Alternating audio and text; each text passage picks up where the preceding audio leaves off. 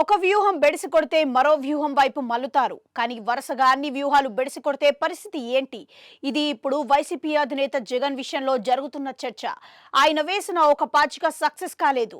నిన్న మొన్నటి వరకు ఆయన ఐపాక్ ను నమ్ముకున్నారు. అయితే మధ్యలో తానే తీసుకున్న సొంత నిర్ణయాలు, ఐపాక్ చెప్పిన ఫార్ములాలు ఇలా అనేకం బెడిసి కొట్టాయి. దీంతో పార్టీ కేవలం 11 స్థానాలకు పరిమితమైంది. ఇక ఇప్పుడు వెనుతిరిగి చూసుకున్న 6 మాసాల్లో వైసీపీ పరిస్థితి ఎలా ఉందంటే ఘోరంగా తయారైంది. ఈ సమయంలో ఒక్కసారి 2019 విషయానికి వెళ్తే అప్పట్లో టీడీపీ కూడా 23 స్థానాలకే పరిమితమై కొంత ఇబ్బందికరమైన పరిస్థితులే ఎదుర్కొంది.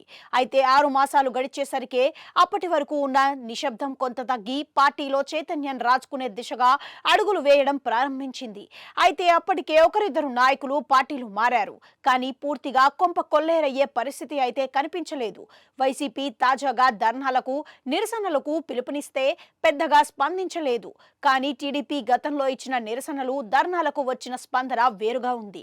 నిజానికి చెప్పాలంటే కొంత తమ్ముళ్లు బద్దకించారు. కానీ చంద్రబాబు అంకుశంతో ముందుకు వచ్చి తానే స్వయంగా రంగంలోకి దిగారు. ఫలితంగా టీడీపీ అనతి కాలంలోనే పుంజుకుంది. కానీ ఈ తరహా పరిస్థితి వైసీపీలో లేకపోవడం గమనార్హం. అందరూ ఐఏఎస్లు, ఐపీఎస్ల మాదిరిగా కాలర్ నలగకూడదన్న ధోరణిలోనే ఉన్నారు. నిజానికి వైసీపీ ఇప్పటి వరకు రోడ్డుకెక్కిన సంస్కృతి లేదు. ఎప్పుడు ఏం జరిగినా నేరుగా జగన్ రంగంలోకి దిగి జల దీక్షలని, ఇతర దీక్షల్ని చేపట్టేవారు. దీంతో పార్టీ నేతలు ఎప్పుడు రోడ్డుకెక్కి జెండాలు పట్టిందే లేదు. ఇక ఇప్పుడు కూడా అదే పరిస్థితిని కొనసాగిస్తున్నారు. ఎవరు కూడా రోడ్డుకెక్కేందుకు ముందుకు రావడం లేదు. పట్టుమని 10 నిమిషాలు ధర్నాకు కూర్చునే పరిస్థితి కూడా లేదు. సో ఈ పరిణామాల నుంచి పార్టీని బయటకు తీసుకురావాల్సిన అవసరం ఎంతైనా ఉంది.